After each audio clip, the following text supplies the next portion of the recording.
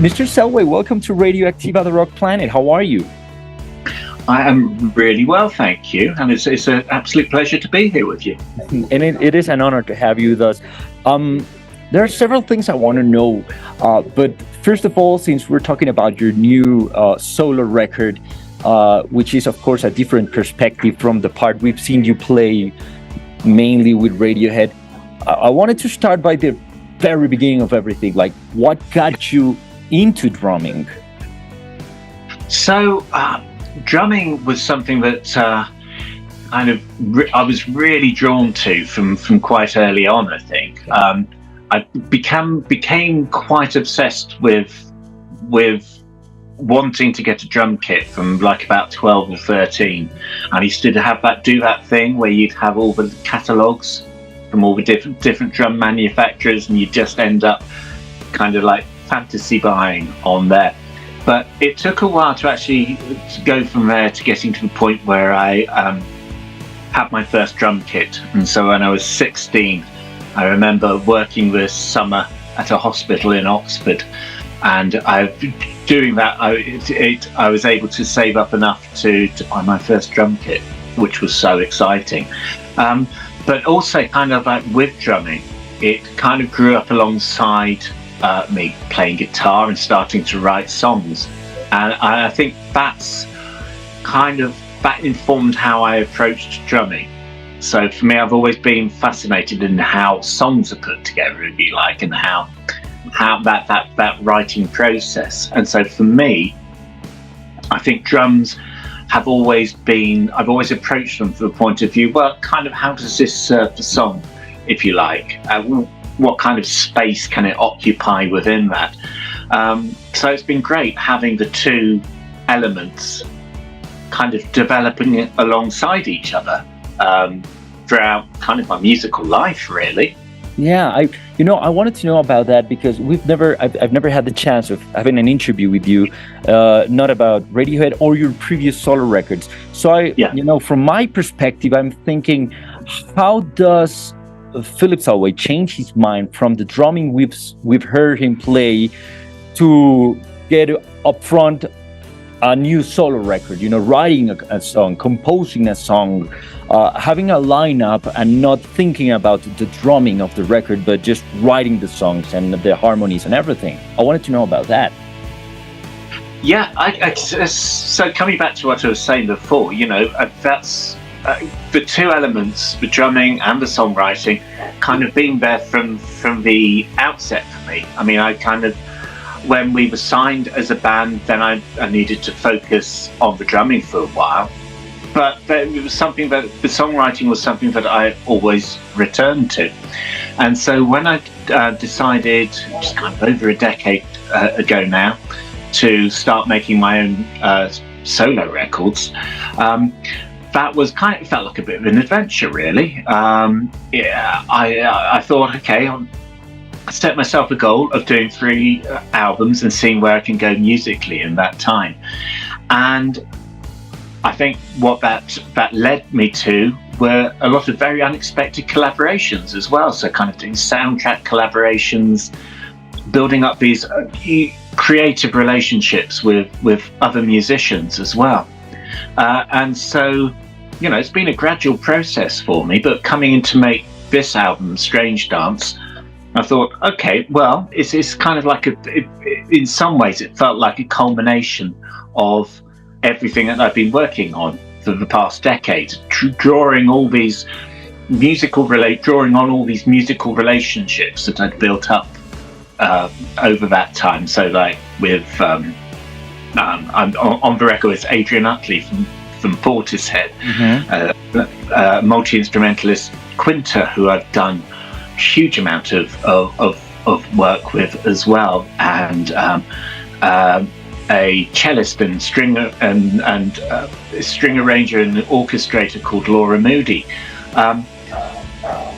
And then there's kind of beyond that, other relationships, other musical relationships, or people's music who I've really admired. The musician and composer Hannah Peel played on the record, and her music was kind of informed, in a lot of ways, kind of how I felt about where I wanted to go with the music on this one. It's that blend of electronica and acoustic and orchestral, finding a way of blending all those elements. So actually, it's been a gradual process to it all feels part of the same process as drumming, finding drums and their place within an arrangement, to just kind of having that overview on how you pull all these different elements together. Since you mentioned, that word, I think it's the key into this record, the whole combination. It surprised me because I listened to the record already, and it's the whole thing between the electronic, but there's also acoustic elements. And there's from my perspective, of course, I'm not a musician, but all of a sudden we have the cellos, but we also have the electronic bass. I was like, wow, this is impressive. And those are those elements who are interesting on the record, and I wanted to know about it because how does it work? I mean, do you think yourself of the arrangements, or do you support? Do you work with the musicians you're bringing to compose the whole record? It's kind of mixture of both, really. I think coming into this album, I knew I wanted to get all the songs to a point where I felt confident that they would stand up as songs in their own right, with just either piano, guitar, and with a vocal. That would be convincing in that way. Mm-hmm. And then beyond that, I had a sense of the musical voices and the soundscape, if you like, that I wanted to make. But kind of when you approach musicians like that, it's not like approaching a session musician, if you like. The particular musical voice that they will bring to it. So you kind of arrange it in that way, but then you keep a very open mind to what they bring, and just try to make as open an environment as possible, so that actually they find that their way through the track, and it's that excitement from my point of view is seeing how they respond to the track as well. And so and then it is just having that everybody coming in with open minds, and that and being prepared to collaborate as well. So I kind of didn't have a fixed idea on where the songs would end up, and actually some of the songs on the album kind of just went madly far away from whatever I could have possibly imagined. I mean, the title track, Strange Dance itself, it's a song that started off as kind of this pretty little piano ballad, and then kind of once you kind of start stripping those elements out of it, and then the drummer, percussionist Valentina Magaletti came in and did this incredible rhythm track, which then opened up the scope for building up all these kind of orchestral elements on top of that, all the particular musical voices like Adrian Utley and Hannah Peel, mm-hmm. and all these kind of orchestral brass and string arrangements on top of that, and it's more so every like step, I was excited and pleasantly surprised by how the songs would develop. It's sort of like a record with lots of collaborations, like featurings. Like every musician you have on the record sort of just put their style on your original piece. Yeah. I mean, I think you can very much tell each individual voice in there, and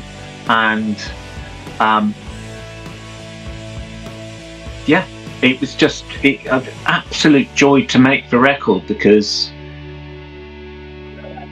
it just felt a very, very open atmosphere in there, and kind of everybody seemed to be sparking off each other, and it's kind of like the ultimate experience, a kind of creative experience, really. Okay, now it's it's an interesting perspective. You usually heard that any musician who goes and try a solo work adds a lot of studio musicians, and maybe a few guests. But I'm trying to understand what you had in mind before working on this. I read somewhere, maybe on Enemy or somewhere else, that the whole process of composing the record started more yourself with just piano and guitar. Is that how it happened? And then we had this absolutely different thing?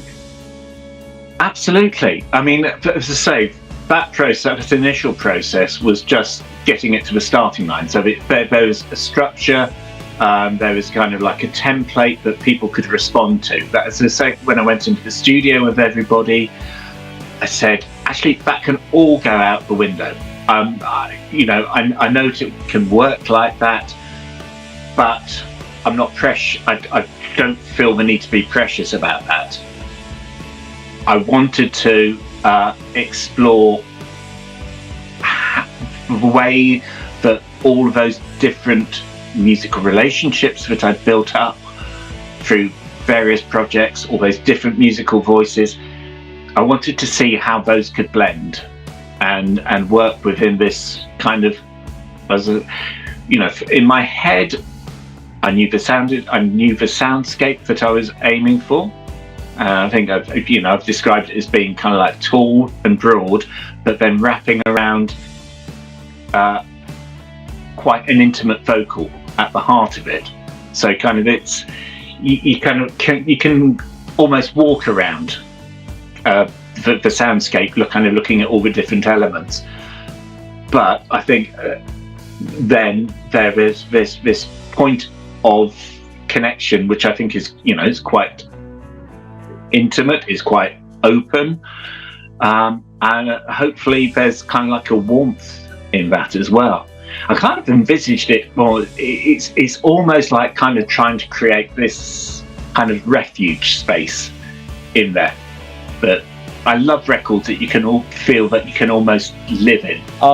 One more thing before we go. Next month is the 20th anniversary of Pablo Honey. I know I'm not going to ask anything else about Radiohead. This is strictly about Strange Dance. But I thought it was interesting just before we go to ask you about, anything you would like to say on the 20th anniversary of the record. It's like the 30th anniversary, right? Because it's... I'll go for 20. It's 20? That makes me feel younger. Okay, we'll say 20 then. It's like, okay, so you guys been to Colombia, and I remember seeing you on that show. And now the 30th anniversary of Pablo Honey, great record, great songs. Anything you would like to say about that?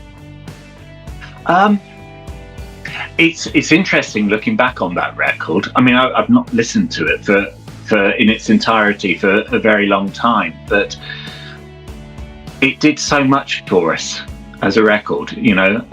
With the song Creep on there as well. I think that just bought us a lot of space and a lot of freedom then to go on and develop over the kind of the next record, from Pablo Honey to the Bends, and the Bends to OK Computer, and then on to Kid A. They felt like quite big shifts at the time, but I don't think we'd have been in a position to be able to do that and had to have the buy-in from people around us without Pablo Honey in the first place. I mean, there's a naivety to the record in some ways, and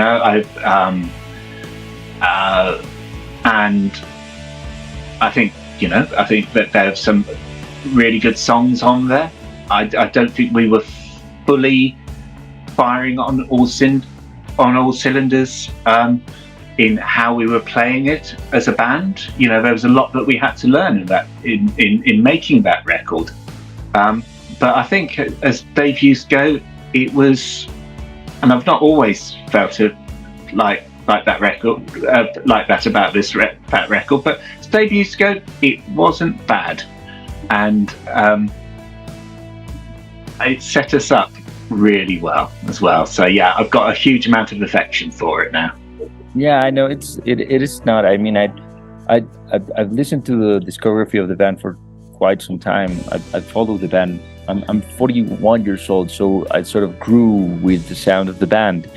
And I love it. I still love to go back to the record. I can listen to a Moonshaped Pool, and I can go to Anyone Can Play Guitar. To me, it sort of makes sense, the evolution of the sound. But it's impressive. Thank you very much. Going from those songs to what you guys have now, I think it's impressive. It's very unique, actually. That's it, man. Thank you very much. Have a very nice day. Thank you for taking the time to answer my questions on your upcoming album, Strange Dance. Really appreciate it. It's been lovely talking to you.